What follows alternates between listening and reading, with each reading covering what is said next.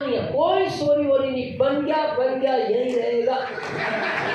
फायदा story RC में कुछ गलत नहीं होता। एक व्यक्ति ने एक बार मेरे को होटल में आके पूछा, सर ये प्लान तो गलत हो गया ना। मैंने कहा क्यों गलत हो गया? बोले अगर सामने वाले आदमी को ये पता लग गया कि रिटेलर इधर होता है। मैंने कहा अगर उसको ये पता होता ना ये इधर होता है तो वो इधर होता, तो वो इधर ही होता। अगर उसको ये पता होता ये किधर होता है, उसको नहीं पता ये किधर होता है इसलिए वो उधर है, और वो उधर है तो तू ये किधर भी बना। ये सीनियर जानते हैं, मेरा अप्लाई मेरे को मिला नहीं, तो मेरे को प्लान कौन सिखाता? तो मैंने खुद ही सीखी। तो शुरू के 1 साल तक मैं कंपनी सेंटर में बनाता। 1 साल बाद रतलाम में पहली बार डीसी सर आए, और वो रतलाम की सबसे बड़ी मीटिंग थी जिसमें 20 लोग थे। तो आज किसी ने प्लान दिखाया होगा ना, शुक्ला जी, किसने दिखाया था? सुशांत जी ने। सुशांत जी। तो लोकल व्यक्ति कोई दिखाता है। तो बीसी सर ने पूछा कोई प्लान दिखा सकता है क्या? लोगों ने कहा सर दिनेश जी अच्छा दिखाते हैं। हम आ गए। जैसे हमने ये कंपनी बनाई तो बीसी सर इसी जगह बैठे थे, मेन चीफ स्पीकर थे जहां शुक्ला जी और ये बैठे। तो अब उनका ध्यान इधर, अब वो बड़े ऐसे देख रहे। अब वो क्यों देख रहे हैं ऐसा? बोले यार ये कंपनी कहाँ बना रहा है। अब हमारी निगाह जैसी उनसे टकराए तो हम देखे यार बड़े ध्यान से देख रहे हैं, तो हमें और कॉन्फिडेंस है। मैंने कहा शायद इसलिए ध्यान से देख रहे हैं, हम बहुत सही जगह बना रहे हैं। अब वो प्लान दिखाने के बाद जब हम नीचे चले गए तो हमने उनके पैर छुए, तो उन्होंने सिंपल वे में हमसे 4-5 बात पूछी। पहला, दिनेश ये प्लान सही था? Yes sir. ऐसा ही दिखाते हो? Yes sir. कंपनी इधर होती है? हाँ सर, 1 साल से इधर ही है। किसने बताई? बताने वाला। बोले तुम रॉयल्टी अचीवर हो? हाँ सर, अभी 5 महीने पहले बनी। सेंटर की कंपनी से? हाँ सर, कंपनी तो देती है रॉयल्टी। अरे बोले कंपनी देती है पर सेंटर की देती है। मैंने कहा सर हम समझ नहीं रहे। बोले अब मेरा नंबर आने वाला, अब समझो मत, लेकिन मीटिंग के बाद मैं इसी होटल के उस रूम में रुका हूँ, मेरे से मिलते जाना। मीटिंग खत्म हुई, हम उनके पास गए। दिनेश तुम जानते हो कंपनी कहाँ है? हाँ सर, भीलवाड़ा में, हम देख कर आए। बोले मैं उसकी बात नहीं कर रहा, ये वाली कहाँ होती है जो तुमने प्लान में दिखाई है? मैंने कहा सर वो दिखाई ना सेंटर। बोले मेरे को आश्चर्य है तुम रॉयल्टी अचीवर हो। मैंने कहा सर हुआ क्या, मैं समझ नहीं पा रहा। बोले ये गलत है प्लान, कंपनी यहाँ नहीं, कंपनी यहाँ हो। मैंने कहा सर सॉरी, कल से हम भी इधर ही बनाएंगे। तो अभी 20 साल से मैं भी इधर ही बनाता हूँ। अगर सेंटर की कंपनी से दिनेश चौधरी रॉयल्टी ले सकता है तो आप ये रिटेलर कहीं भी बनाओ, टेक्निकल आएगा। लेकिन अपने आप से आज ये वादा करके जाना कि आज से प्लान मैं दिखाऊंगा चाहे कैसा भी आए। मोर प्लान मोर बिजनेस। डेली कम से कम 2 प्लान होने चाहिए डेली। किसको दिखाना है ये फर्क नहीं पड़ता, वो ज्वाइन हो नहीं हो ये फर्क नहीं पड़ता। आपको रिजल्ट की चिंता नहीं करनी, रिजल्ट तो आपके हाथ में ही नहीं है। रिजल्ट आपके हाथ में होता वो 8 आते ना आज इधर।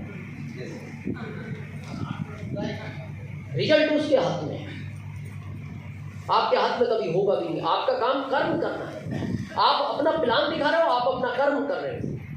कब कौन ज्वाइन होगा ये वो जानता है, और आप करो रिजल्ट नहीं आए ऐसा हो नहीं सकता। हम बहुत लोगों ने पहले हम बहुत लोग प्लान दिखाते, अभी क्यों बंद कर दिए? रिजल्ट नहीं आता तो सर दिखाना बंद करें। अरे रिजल्ट वो देगा और रिजल्ट आता है, ऐसा नियम नहीं है आप कुछ करो और वो रिजल्ट ना दे। गारंटेड प्लान है उसका, आपने कुछ किया उसका वो रिजल्ट देता है। गलत किया गलत का देगा, सही किया सही का देगा। और डाउट है तो आपके शेड्यूल में एक रेलवे ट्रैक होगा, है जब भी आपको टाइम मिले आप दौड़ना उस पर, जब भी सुबह मिले 6 बजे 7 बजे 10 बजे, दिन में शाम को, जब भी टाइम मिले दौड़ पड़ो। तो किसी दिन तो सुपर फास्ट आएगी।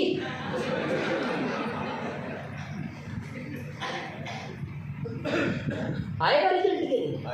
गारंटेड आएगा। क्यों आया? आप रोज दौड़िए, जब समय मिला तब दौड़ पड़े, तो एक दिन ऐसा जरूर होगा आपका जाना होगा, सुपरफास्ट का आना होगा। ऐसे ये प्लान है, बस में हो दिखाओ, ट्रेन में हो दिखाओ, फ्लाइट में हो दिखाओ, होटल में हो दिखाओ, किसी की शादी में गए हो दिखाओ, किसी के बर्थडे पे गए हो दिखाओ, कोई रिश्तेदारी में गए हो दिखाओ, बस दिखाते रहो। एक दिन ऐसा आएगा आपका प्लान दिखाना होगा, सेकंड दिनेश चौधरी का आना होगा। 26 जुलाई 2002 प्लान दिनेश चौधरी को नहीं दिखाया जा रहा था, प्लान किसी और को दिखाया जा रहा था। उसका दिखाना था दिनेश चौधरी का। वो अगर उस समय मेरे बॉस को प्लान नहीं दिखाता, दिनेश चौधरी आज नहीं होता आरसीए में। और आज उसको जो करोड़ों का टर्नओवर मिलता है वो उसको नहीं मिलता। आज वो कहाँ है मैं नहीं जानता, वो मेरे को मिला नहीं, पर उसको कई करोड़ का टर्नओवर मैं महीने का देता हूँ। सिर्फ यही कारण है, वो प्लान दिखाता था। उसने ये चिंता नहीं की, उसने मना कर दिया बॉस ने, आई एम नो इंटरेस्टेड, उसने कोई चिंता नहीं की, उसने प्लान दिखाना बंद नहीं किया। लेकिन उस समय दिनेश चौधरी तो आ गया। क्लियर है पिक्चर? 150 वसूल हो गए या करें 10 मिनट बाद? हैं? चले 10 मिनट इजाजत है या एंड करें?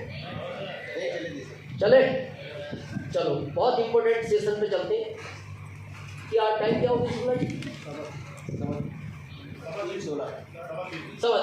3:15 बिल्कुल एंड कर देंगे। और शायद अब आपके हर प्रश्न का उत्तर आपको मिलेगा। उसके बाद हम गुड डॉट का प्रोडक्ट यूज करें, बर्फी लेकर जाएं, और आज से सीरियस हो। 1 मई को जो प्लान लॉन्च हुआ है, महिलाओं का रेस्पेक्ट करें और कोशिश करें आसपास मीटिंग में। मैं ये नहीं कहता दिल्ली बॉम्बे कलकत्ता ले जाओ, आसपास मीटिंग में पत्नी को लाओ, शादी नहीं हुई मदर को लाओ, फादर को लाओ, ब्रदर को लाओ, सिस्टर को लाओ, लेकिन फैमिली को इन्वॉल्व नहीं करोगे बड़ा काम नहीं होगा। ये फैक्ट है। आज मैं जिस जगह खड़ा हूँ, ये कहने में मेरे को ना तो संकोच है ना छोटापन महसूस होता है। आज मैं जिस भी जगह खड़ा हूँ, ये मेरी पत्नी की ही देन है। शायद मेरी पत्नी को मैं मीटिंग में नहीं ले जाता, ये जगह नहीं होती। ये बिल्कुल गारंटेड था, क्योंकि पत्नी बहुत ग्रोथ में आ गई थी। एक समय तो ऐसा आ गया था, उसने एक ही लाइन बोली थी, या तो आरसीएम छोड़ दो या मुझे छोड़ो। और देखना, जब महिला गुस्से में होती है फिर किसी की सुनती नहीं हो, या मामला आ रही या पार है। इतना मैटर बिगड़ गया। उसने वही वाली बात के लेट हो गया। एक दिन में मीटिंग थी बड़नगर उज्जैन के पास, रात को हो गई बारिश की, सान आए लेट। मीटिंग रात को 10 बजे शुरू हुई, 12 बजे खत्म हुई, 2 बजे मैं घर पहुंचा। उस समय एमपी के रोड अच्छे नहीं थे, सामने से ट्रक की लाइटें, बाइक पे चलना पड़ा। कभी 2 बजे पहुंचा, बेल बजाई, अंदर से पत्नी आई। पत्नी नहीं, वो काल का माता बन। देखिए एक फिजूल की अलग ही वाली बात। कहाँ से आ रहे हो? जब सामने वाले का कॉन्फिडेंस आपसे ज़्यादा होता है, आपका कम हो जाता है। रात के 2 बजे कहाँ से?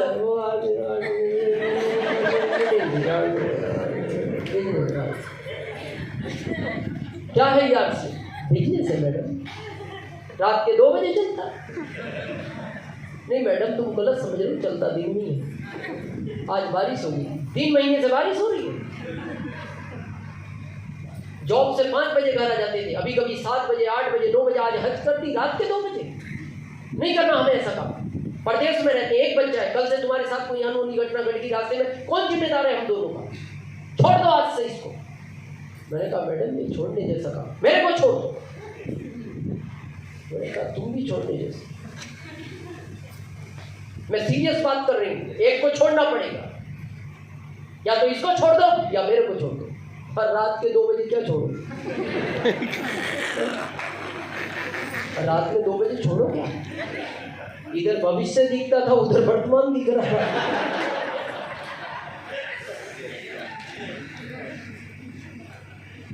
थोड़ा विरोध हो गया। 3 वर्ग आदमी थका था, चाय पानी की बात नहीं, खाना तो 2-3 बार मिला, अगले दिन भी नहीं बनाया उसने। बोले RCMC खाओ, अब ये देगा ना बहुत कुछ, अब RCMC तो कौन देगा। तो ऐसे में आदमी किसको फोन करता है? अपलाइन को। तो मेरे जो इस बिजनेस के गुरु हैं वो श्री मुकेश जी कोठारी। मैंने उनको फोन लगाया, मैंने कहा सर मेरे सपने बड़े हैं, मेरे को पता है ये पूरे कर सकता है, पर पत्नी बहुत विरोध में। बोले उसको मीटिंग में लाओ। मैंने कहा सर मीटिंग की बात कर रहे हो, खाने का 2 दिन से पता नहीं। बोला नहीं एक बार मीटिंग में लाना पड़ेगा। मैंने कहा सर मीटिंग में तो वो मुश्किल है। नहीं वो मीटिंग में तो तुम ही लाना पड़ेगा क्योंकि पत्नी तुम्हारी है, बाकी जिम्मेदारी मेरी है। तो आपको पता है महिला का एक माइनस पॉइंट होता है कपड़ा, उसको आप कपड़े का लालच दे दो।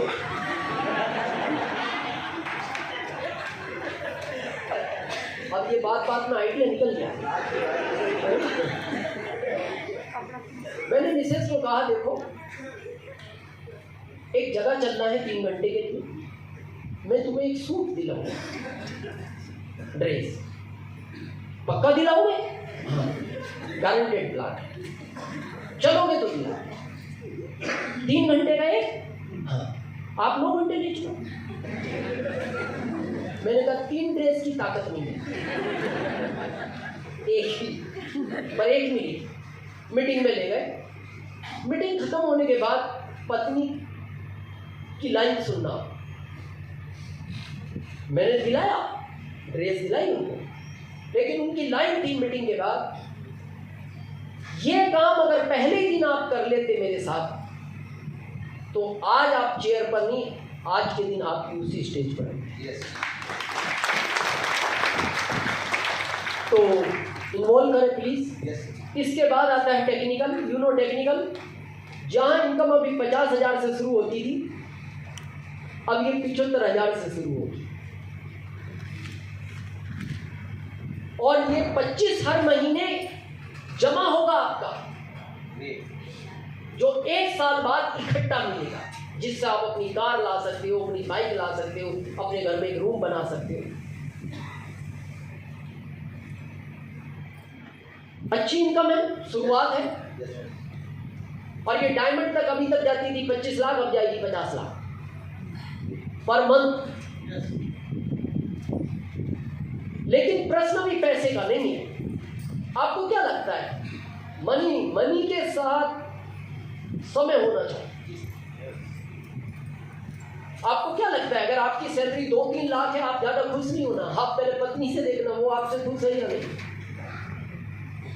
और जिंदगी के हर क्षेत्र में देखना, जैसे जैसे इनकम बढ़ेगी ये खत्म होगा। आपकी 1 फैक्ट्री है, आप 2 लगाओ, पैसे ज्यादा आएंगे, ये कम हो जाएगा। 3 लगाओ, ये कम हो जाएगा, पैसे बढ़ जाएंगे। आप कांस्टेबल हो, पैसे कम है, समय ज्यादा है। आप थाना इंचार्ज बन जाओ, पैसे बढ़ेंगे, समय कम होगा। आप SP बन जाओ, पैसे बढ़ेंगे, समय कम होगा। आप DIG बन जाओ, पैसे अनलिमिटेड हो जाएंगे, समय बिल्कुल खत्म हो जाएगा। और आपको क्या लगता है जैसे जैसे समय खत्म होता है वैसे वैसे आपके परिवार की दूरियां बढ़ती है। इसीलिए आजकल वो फैशन बन गई ना, बच्चों को आजकल वो पहले तो 5-6 साल में एडमिशन दिलाते थे स्कूलों में, हम लगभग 6.5 साल के, अभी तो वो 4 साल 3 साल, अभी तो कहते 2 साल में वो प्ले स्कूल में डाल देते हैं, है ना। प्ले स्कूल मतलब खेलने की जगह। तो घर में चुनाव लड़ता, घर में क्या करता? खेलता, आपके साथ खेलता। अब आप एक अजनबी आदमी के साथ खिलवा रहे हो पैसे देकर।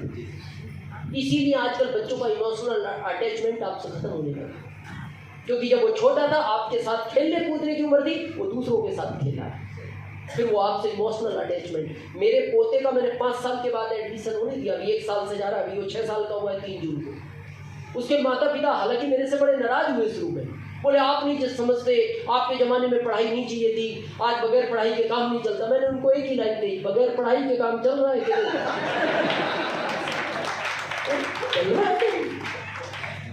ये कितना भी बड़ा ऑफिसर बन जाए, ये मेरी बराबर पैसा नहीं कमा सकता। और पहली बार तो ये बनेगा नहीं, गारंटेड प्लान दिखाया ना मैंने आज आपको। हाँ, पहली बार तो बनेगा नहीं। तो इम्पोर्टेंट है समय। समय देखो इसका कितना उपयोग है। आप के यहाँ मेला लगता है आसपास शहडोल के? मेला लगता है। बच्चा जिद करता है 3-4 साल का मेले में जाने की, करता है? तो मेले में जाके उस बच्चे को क्या अच्छा लगता है? खिलौने और खाने पीने की चीजें और झूले। नहीं, ये आपका सोचना। उस बच्चे को इसलिए खुशी है आपकी उंगली उसके हाथ में, यानी आपका समय उसके साथ है। अगर उस भीड़ में गलती से उस 3 साल के बच्चे की उंगली आपके हाथ से छूट जाए और आप उसको दिखना बंद हो जाओ, उस बच्चे का हाल देखना, वो रो रो के पागल हो जाता है, चिल्लाता है, रोता है, पापा पापा। कहाँ गए वो खिलौने, कहाँ गए वो झूले, कहाँ गई वो आइसक्रीम, कहाँ गई वो मिठाइयाँ? वो बच्चे का कहना है पापा ये सब तब अच्छा है जब आपका समय मेरे साथ है। आपको क्या लगता है, आप जॉब पे जा रहे हो, आपकी 3 लाख सैलरी है, पत्नी बार बार आपको कहती है मार्केट चलना है, मार्केट चलना है, मार्केट चलना है, और आप रोज कहते हो कल चलेंगे, कल चलेंगे। अभी तो सुनने में आ रहा है माननीय मोदी जी आ रहे हैं, तो अभी छुट्टियां भी संडे की भी निरस्त होगी। और पत्नी से वादा कर रखा था 1 महीने पहले से, इस बार चलेंगे। अब जैसे आप स्कूल गए, अधिकारी ने कह दिया नो रिटर्न कर रहे। सर प्लीज सर समझो, आप मेरे परिवार को तो समझो, परिवार को समझे कि उधर सरकार को समझे। सर जाना जरूरी है, 1 महीने से डाल रहा हूं, और डाल दो 1 दिन के लिए। सर आज नहीं हो सकता, आज वादा ही किया है। 5 बजे पत्नी का फोन आया, कहाँ हो? ऑफिस में है, बॉस ने छुट्टी दी। तो वो मन मन कहती है मैंने शादी आपसे की है।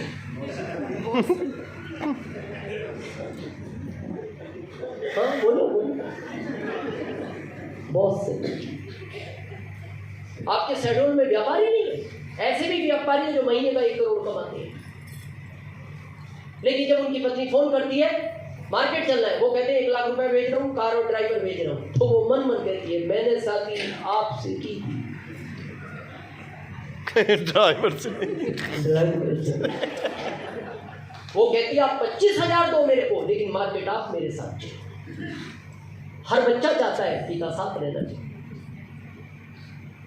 मेरा 5 साल का पोता है, अभी 6 का हो गया, वो 3 जून, अभी छुट्टियां चल रही हैं उसकी। अभी वो मेरे साथ खाटू श्याम जी वृंदावन घूम के अभी वो 15 दिन के टूर से मेरे साथ आया, और वो मेरे साथ ही ज़्यादा खेलता है। ये आसिम की ताकत है, क्योंकि मेरे पास समय, उसके माता पिता के पास समय नहीं है, उतना नहीं है जितना मेरे पास है। दूसरा बहुत सोचने का विषय, यहाँ टीचर है, जॉब में मैं था। जॉब वाला व्यक्ति शाम को सब्जियां ज्यादा खरीदता है या सुबह में? शाम को। पता है सुबह में क्यों नहीं खरीदता? सुबह सब्जियां ताजी मिलती हैं और महंगी मिलती हैं। ये गड़बड़ सच है, ताजी और महंगी। शाम को बासी और सस्ती। सुबह अगर 10 रुपए के 3 टमाटर हैं, तो शाम को 10 टमाटर मिलते हैं 10 में। और ये जैसी पहुंचता है कौन? ये जॉब वाला, जो बड़ा गर्व करते हैं ना, जॉब है, जॉब में है सर, प्यार से जॉब। जैसे शाम को पहुंचता है, दुकानदार को पूछता है ये 10 टमाटर बच गए। क्यों बच गए? किसी ने लिए नहीं, मतलब नहीं लिए, रिजेक्ट माल है, क्यों ना करें? तो ये मन मन कहता है मैं लूंगा ना, मेरा जन्म इन्हीं के लिए हुआ।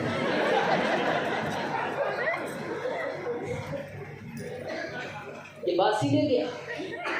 यहाँ किसान बैठे, इनको पूछना, भैंस को आप बासी चारा डाल दो, वो सूख के छोड़ दे, नहीं खाएगी, वो भूखी रह जाएगी। क्यों? वो भैंस है।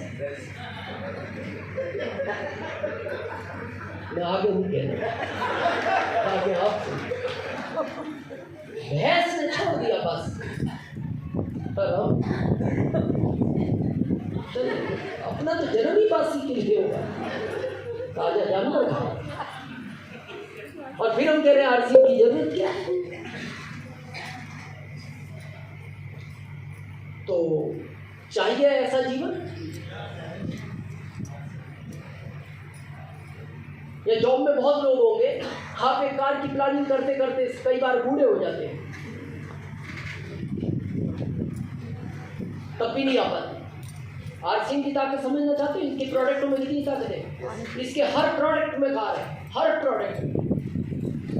बस आपको समझ आनी चाहिए।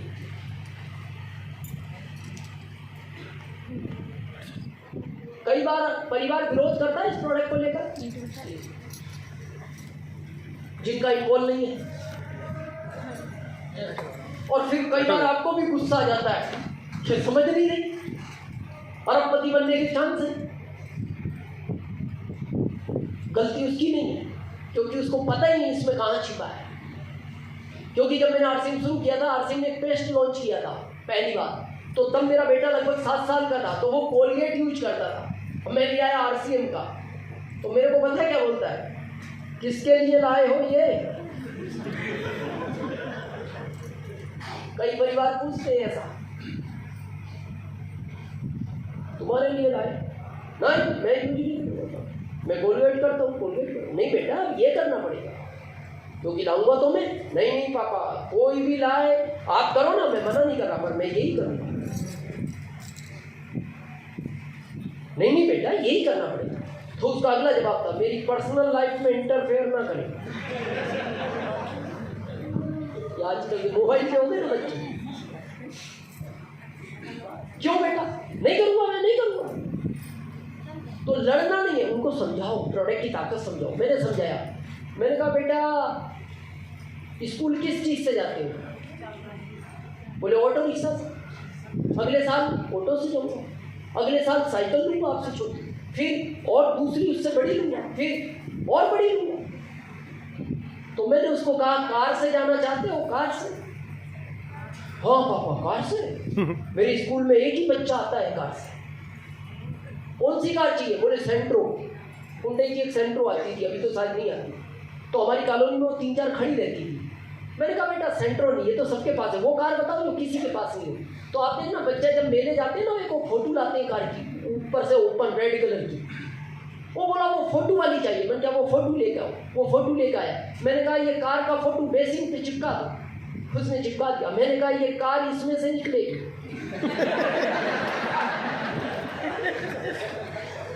कौन से पेस्ट में से निकलेगी? इसमें से निकलेगी। तो उसने कोलगेट फेंक दिया। बोला पापा ये तो बड़ा अच्छी बात है। तो उधर टीचिंग में से उसकी मम्मी हंस पड़ी। बोले बच्चे को क्या पहला फंसला रहे, ये इस कोलगेट में कार निकलेगी? कार इतनी बड़ी, कोलगेट इतना। तो उसने फिर आरसीएम का फेंक दिया। पापा चिटिंग इसमें कार कहाँ से निकली? मैंने कहा गारंटेड निकलेगी। नहीं पापा ये झूठ बोले, मम्मी ठीक कह रही है। मैंने कहा नहीं, मम्मी को समझ नहीं है, ये बिजनेस जो है ना इसी में से निकलेगी, इसी पेस्ट में निकलेगी। उसने कहा नहीं निकली। मैंने कहा मैं खरीद के लूँगा। पक्का? हाँ। वादा करो। पक्का। फिर उसने ये किया।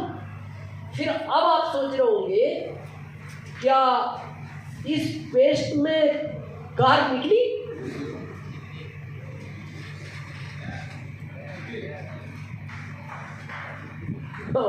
वो लोग सोच रही है और इस पेस्ट में से कार किधर से निकली? इसमें तो व्हील नहीं निकले। इसी प्रोडक्ट में कार है निकली। एक निकली, एक नहीं, 2 नहीं, 3 नहीं, 4 नहीं, 5 नहीं, 6 नहीं, 7 नहीं, 8 नहीं, 9 नहीं, 10 नहीं, 11 नहीं, अभी पिछले महीने 12वीं निकली है। 21 साल में 12 कारें इसी प्रोडक्टों में से निकली हैं, जिस प्रोडक्ट को आप बड़ा नॉर्मल समझते हो। इस प्रोडक्ट में हेल्थ की भी ताकत है और वेल्थ की भी ताकत है। तो ऐसी लाइफ जीना चाहते हो तो क्या करना है, समझे 2 मिनट के लिए। पहला, डिसीजन ले स्वयं का। दूसरा, विश्वास करें। किस पर? पहला, खुद पर। मेरी अपलाइन साथ ना दे तो भी मैं आर्सिंग करूंगा, मेरी लाइफ लाइन साथ देना दे तो भी मैं आर्सिंग करूंगा, शैडोल साथ देना दे तो भी मैं आर्सिंग करूंगा, ये मध्य प्रदेश भी मेरा साथ देना दे तो भी मैं आर्सिंग करूंगा।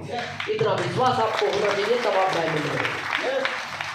दूसरा विश्वास इस कंपनी पर जिसने भारत के हर जिले के आदमी को कामयाब किया है। तो फिर आप भी तो भारत का हिस्सा हो, आपको क्यों नहीं कामयाबी मिलेगी। तीसरा, उस गॉड पर जिसने आज आपको यहां बुलाया है। बुलाया इसलिए वो आपको डायमंड बनाना चाहता है। और आखिरी, अपनी उस एक्टिव इफेक्टिव ग्रोइंग अपलाइन पर। अपलाइन का मतलब समझते हो? जो दिन रात आपकी कार लाने की चिंता करती है, जो दिन रात आपका बंगला बनाने की चिंता करती है, जो दिन रात आपकी पिन बदलने की चिंता करती है।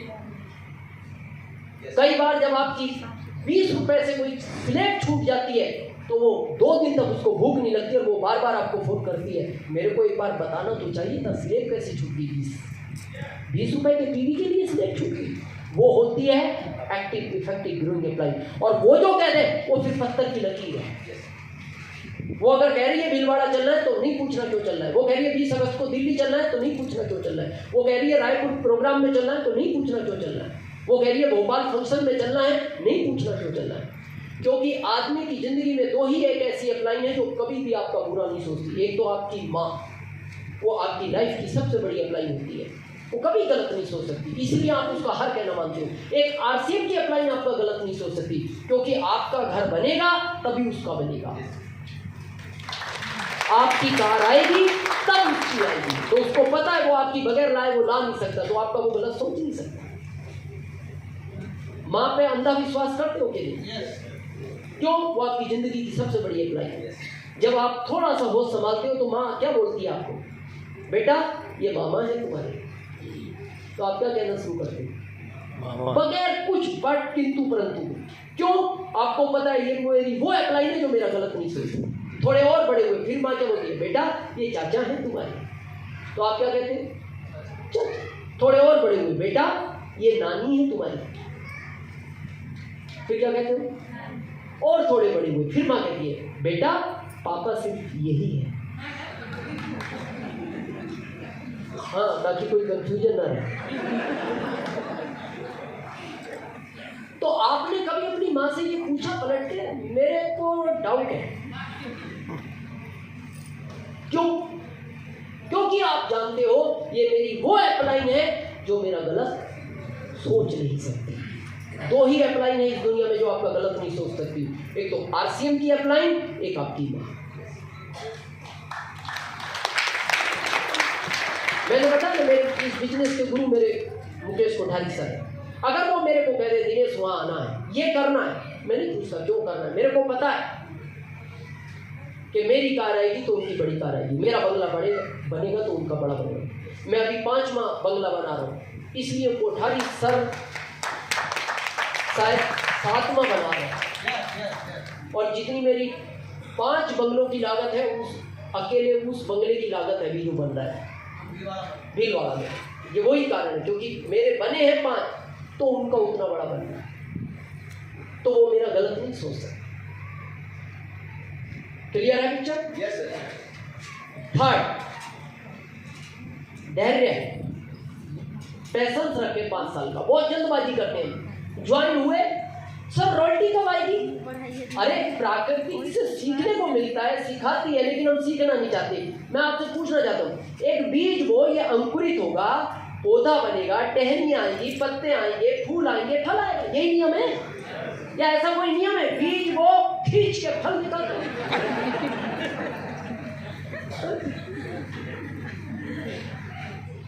यहाँ से बाहर जाओगे तो लोग बोलते हैं आरसीएम कर रहे हो क्या? हाँ, बहुत धीरे धीरे चलता है, नेचुरल आम है। हमारे में आओ बहुत तेज चलता है। कैसे? आओ जाओ, बीच में कोई स्टॉप नहीं। बोले कहाँ जाओ? बोले हमें क्या पता कहाँ जाओ। ये हाइब्रिड पौधा है। Hybrid, you know hybrid?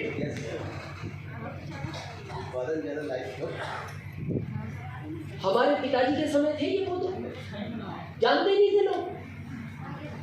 यानी आज के 50 साल पहले नेचुरल नेटवर्क कंपनियां थी, डायरेक्ट सेलिंग मेथड की, जो इस तरह चलती थी, नेचुरल आम की तरह। आजकल ये नई नई आ गई हाइब्रिड।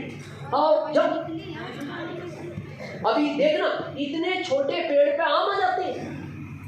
ये हमारे टाइम पे नहीं आते थे। हमारे टाइम पे तो ये बड़ा हो गया था 5 साल का, अभी इतने में आ जाते। तो लोगों को आश्चर्य होता है जो नहीं जानता हाइब्रिड। और हाँ आजकल आ जाते हैं। कब तक आएंगे? गारंटी भी नहीं। जैसे ये आया है वैसे चला जाएगा, क्योंकि हाइब्रिड है। ये नेचुरल आम है, इसको दुनिया का बड़े से बड़ा तूफान हिला नहीं सकता। और आखिरी लक्ष्य, क्या टारगेट होना चाहिए इस मंथ का? कितने लोग पॉइंट में शामिल होंगे आपके इस महीने? कितने लोग आपके नए ओपनर में जाएंगे? कितने ईगल में जाएंगे, रनर में जाएंगे, विनर में जाएंगे? कितनों को रॉयल्टी का ले जाना है? किसको किस पिन पर जाना है? ये किसका लक्ष्य होना चाहिए? खुद का। डायमंड क्लब करना है तो अप्लाई फोन करती है, डायमंड क्लब नहीं हुआ इस महीने रीफर से नहीं। मेरे को बड़ा दुख होता है। टारगेट तो अपना खुद का होना चाहिए। मेरी तो अप्लाई नहीं थी, मेरा कौन टारगेट देता? मैंने खुद लिया। क्या? मेरा इतिहास पूछना आप कंपनी में। आरसीएम जब मैंने शुरू किया था, मेरा टारगेट था एमपी का पहला रॉयल्टी अचीवर बनूंगा, रतलाम का नहीं, पहला ही बना। एमपी का पहला टेक्निकल अचीवर बनूंगा, पहला ही बना। एमपी का पहला स्टार रूबी बनूंगा, पहला ही बना। एमपी का पहला करोड़पति बनूंगा, पहला ही बना। एमपी का पहला सफायर बनूंगा, पहला ही बना। पहले ही। आपके शहडोल स्टेशन पे जाओ, आपको भीलवाड़ा जाना है तो रास्ता बाय ट्रेन, या दिल्ली जाओ, 20 अगस्त को दिल्ली का बड़ा फंक्शन है, तो बाय ट्रेन। कैसे पहुंचोगे दिल्ली? सबसे पहले फार्म भरो, अपना नाम भरो, उसके बाद पैसा दो, टिकट आएगा, उस पर लिखा आएगा इस नंबर की ट्रेन इतनी बजे शहडोल से दिल्ली जाएगी। उसमें बैठोगे तो दिल्ली पहुंचोगे। ऐसा नहीं है टिकट ले लिया और बैठ किसी भी ट्रेन में गए। यहां भी आए, फॉर्म भरो, पैसे देके प्रोडक्ट ले जाओ। अब जैसे आप शहडोल स्टेशन पे पहुंचे तो क्या अनाउंसमेंट होता है? इतने नंबर की ट्रेन इतनी बजे इस प्लेटफार्म पर आएगी जो दिल्ली जाएगी। यही होता है। इसीलिए आप दिल्ली पहुंच जाते हो। कल से रेलवे नियम बदलते। क्या? जैसे आप स्टेशन पहुंचे और नियम बदल गया, कोई भी ट्रेन किसी भी समय किसी भी प्लेटफार्म पर आ सकती है। बदल दिया रेलवे। आप किस में बैठोगे? किस में बैठोगे शुक्ला जी? किसी में नहीं बैठो तो कहाँ रह जाओगे? शहडोल में। जाना था दिल्ली, आपको जाना है डायमंड, अब आपको ही नहीं पता कहाँ जाना है। मेरे को दुख होता है, आज लोग आरसीएम कर रहे हैं, मैं पूछता हूँ, कोई कहता है सर मेरे को 2.5 साल हो गए। 2.5 साल से आरसीएम? हाँ। क्यों आए थे? सर रॉयल्टी जाना है। अच्छी बात है। कब जाओगे? कोई भी ट्रेन किसी भी समय किसी भी प्लेटफॉर्म पर आ सकती है। कोई टारगेट नहीं। जब हम बगैर कंफर्म टिकट के, बगैर अनाउंसमेंट के ट्रेन से दिल्ली नहीं जा सकते तो ये 7 पीढ़ियों की जिंदगी बदल लोगे आप। आपका लक्ष्य ही नहीं है। एक आदमी मेरे को लखनऊ में मिले, आर्मी से रिटायर्ड थे, HDFC बैंक में जॉब किया, तो हेल्थ कार्ड से उनके परिवार में बहुत हेल्थ अच्छी हो गई। उनके माता पिता पत्नी की खराब थी, बड़े खुश हुए, जॉब छोड़ दिया HDFC का, आरसीएम करने लगे। एक दिन मेरे को मिले, बार बार मीटिंगों में मैं देखता था, हाइट अच्छी, पर्सनलिटी। एक दिन मेरे से मिलना आए, बोले सर आपके साथ फोटो लेना है। हाँ ले लो। तो उन्होंने परिचय दिया। मैंने कहा आरसीएम कर रहे हो? हाँ। क्यों कर रहे हो? सर 1 करोड़ महीना कमाना है आरसीएम से। आरसीएम ने मेरा जीवन बदल दिया। मैंने कहा ये बहुत अच्छी बात है, लेकिन कब कमाओगे? कोई भी ट्रेन किसी भी समय किसी भी प्लेटफॉर्म पर आ सकती है, नहीं जाएगी। टारगेट ले। और लास्ट में मैं अपनी बात खत्म कर रहा हूँ। जिस शब्द के लिए मैं आया, मैं नहीं जानता इस शब्द से आप कितने प्रभावित हैं। मैंने आरसी इसी के लिए किया। युवा, पत्नी, बच्चे, बूढ़े माँ बाप, इनके लिए आदमी दिन रात भागता है। ये कई बार अपना शहर बदल देता है, कई बार अपना राज्य बदल देता है, कई बार ये अपना देश भी बदल देता है इनके लिए, क्योंकि इसका खर्च ज़्यादा नहीं है, भागता इनके लिए। आपको क्या लगता है ये कितना बड़ा जिम्मेदारी का काम है? आप इसको हम क्या थोड़ा सा बड़ा लाइट वे में ले गए क्या? दुनिया में ये तो होता ही है, पिताजी आए वो चले गए, दादाजी चले गए उनकी जगह पिताजी आ गए, पिताजी चले गए उनकी जगह हम आ जाएंगे, बस ये ऐसे ही चलेगा। ऐसा नहीं है, ये बड़ी जिम्मेदारियों का काम है। कितनी बड़ी जिम्मेदारी है समझे इसको। आपके घर में बच्चा है 3, 4, 5, 7, 10, 12, 15, 16, 17, 18 साल के, हाथ खड़ा करें जिनके घर में कोई आपसे आकर कहे ये बच्चा मेरे को दे दो, दे दो? नो, नहीं दो? नो। अच्छा, क्यों नहीं दोगे? होना है, क्यों नहीं दोगे? बच्चा आखिर मोबाइल। नहीं, इसमें कोई डाउट नहीं है, आप क्यों कंफ्यूज हो रहे हैं? आप कहिए। हाँ, ये अच्छा जवाब है। हम उसको जानते नहीं क्यों दे दें, बात अच्छी है। और मैं कई बार मीटिंगों में पूछता हूँ, तो कोई कहता है जैसा उन्होंने कहा हम उसको जानते नहीं, कोई कहता है वो ऐसी परवरिश कर पाएगा जैसी मैं कर रहा हूँ, ये क्या गारंटी है? तीसरा, क्यों दे दूं, मेरा बच्चा। चौथा, इमोशनल अटैचमेंट हो जाता है। आप देखना, जब बच्चा छोटा होता है ना, आप कई बार उसको नहलाते हो, कई बार वो गंदगी कर देता है, माँ पास नहीं होती तो आप साफ भी कर देते हो, आपको कोई झिझक नहीं। और जितना बड़ा होता जाता है आपका इमोशनल अटैचमेंट, हाँ दे दो लाओ, दे दो, क्या है कोई इन्फॉर्मेशन? हाँ दे दो लाओ। अच्छा, ये मोटरसाइकिल है MP 186795, MP 186795, जिनकी भी है वो ले लेना यहाँ से चाबी आप अपनी, वो रेडी होगी या गिर गई होगी, ओके कोई बात नहीं। तो हमारा इमोशनल अटैचमेंट होता जाता है, और जितना बड़ा होता जाता है उतना आपका अटैचमेंट बढ़ता जाता है। अब मैं अगली बात करता हूँ। जिस लड़की के साथ आपने शादी की उसको भी तो किसी ने 20 साल पाला है। पहले दिन उसके पिता आपको नहीं जानते थे, जैसे आप नहीं जानते, आप क्यों देते? पिता भी कह सकते थे, वो तो नहीं जानते थे पहले दिन। वो लड़की नहीं जानती थी आपका व्यवहार कैसा है, उसको नहीं पता था कितना जीवन मेरा इनके साथ अच्छा निकलेगा, लेकिन उस पिता ने क्यों दे दिया आपको वो बच्ची? उस पिता को ये विश्वास था मेरे से अच्छा ये पालेगा। तो पहली जिम्मेदारी हमारी क्या बनती है जीवन में? पत्नी की आंख में आपकी वजह से कभी आंसू नहीं आना चाहिए। उसको घर चाहिए दिलाओ, उसको कार चाहिए दिलाओ, उसको गहने चाहिए दिलाओ, उसको कपड़े चाहिए दिलाओ। आप ये नहीं कह सकते मैं कमाता ही 50,000 हूं, क्या करूं? अरे क्या करूं? शादी करते टाइम क्यों नहीं सोचा क्यों करूं?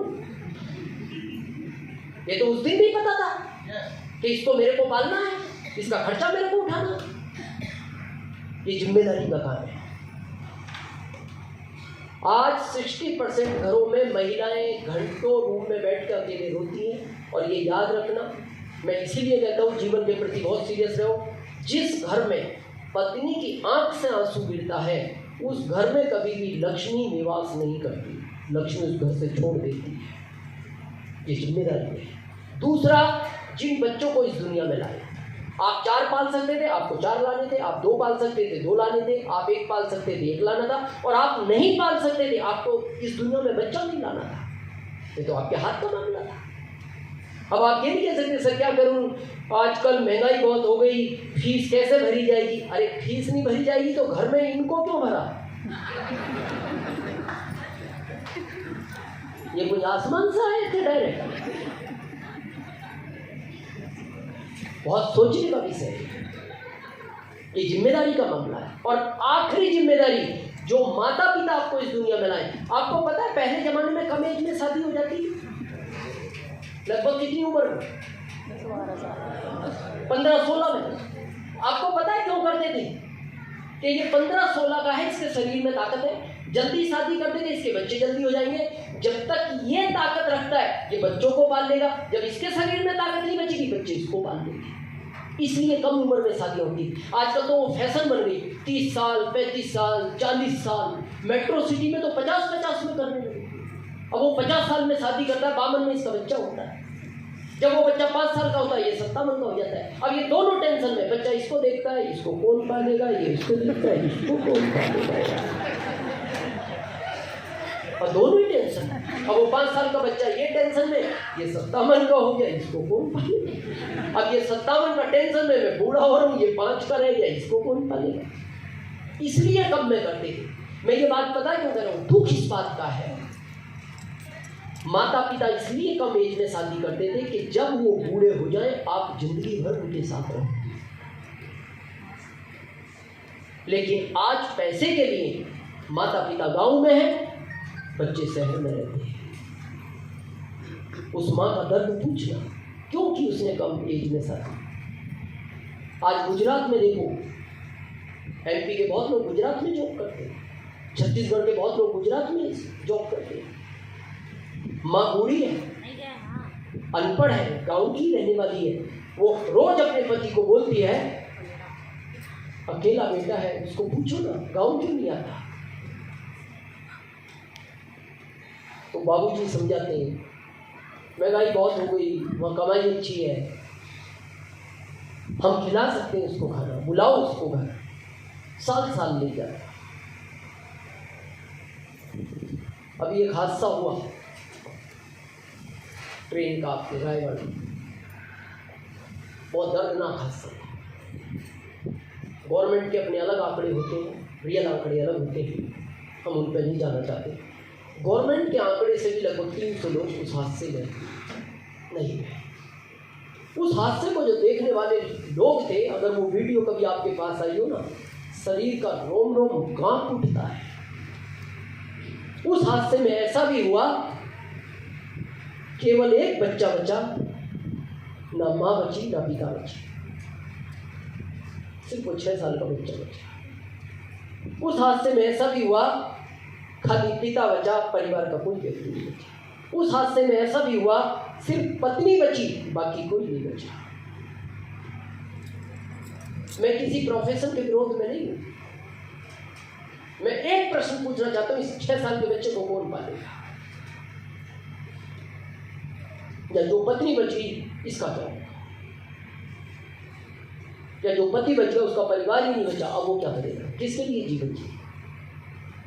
मान लो आप अच्छे ऑफिसर हैं, मैं किसी जॉब के विरोध में नहीं हूं, मैं आपसे पूछता हूँ आपकी 1 लाख सैलरी है, बहुत अच्छी बात है। एक कड़वा सच है, जिस दिन आप इस दुनिया में आए हो उस दिन रिटर्न जाने की तारीख आपकी लिख रखी है। जिस दिन ये तारीख पूरी होगी आप इस दुनिया को छोड़ दोगे।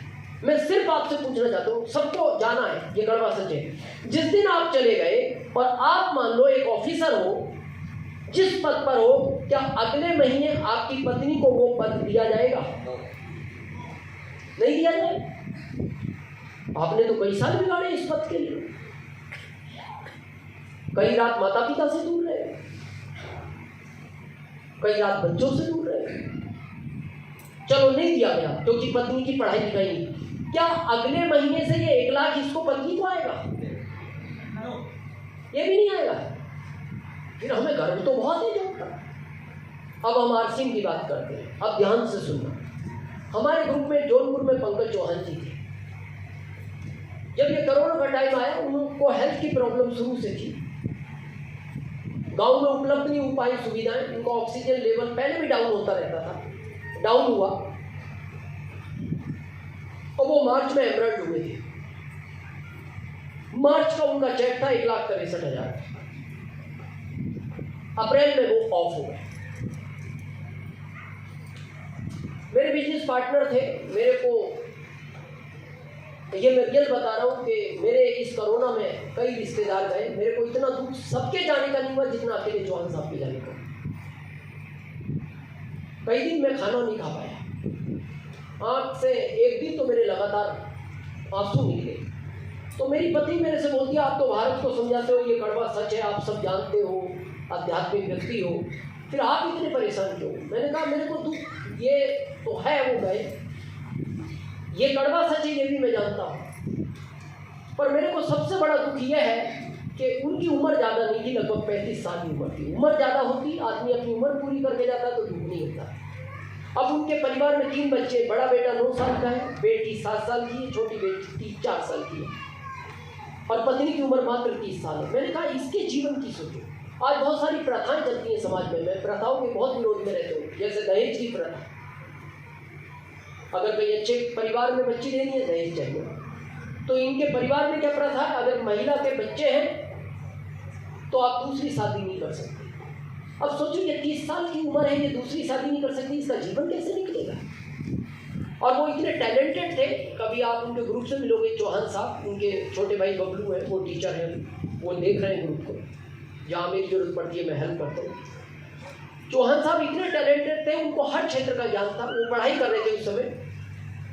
और ये मेरा रियल आंकड़ा है, आप किसी से पूछ सकते हैं कि अगर चौहान साहब आरसीएम में नहीं होते, आज IAS ऑफिसर होते, इतने टैलेंटेड थे।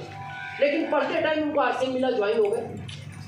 अब मैं आपसे पूछता हूँ, अगर वो IAS ऑफिसर होते, उनके जाने के बाद पत्नी को IAS ऑफिसर बनाया जाता? क्या जो सैलरी उनकी होती वो सैलरी पत्नी को मिलती? अब आप आरसीएम की ताकत देखो, वो आरसीएम में मार्च में एमरोल्ड बने, अप्रैल में ऑफ हो गए, मई में कंपनी ने उनकी पत्नी को एमरोल्ड बना दिया जिस पद पर वो थे। और ये जो 1,63,000 उनको आ रहे थे, ये अगले महीने से पत्नी को आना शुरू हो गया।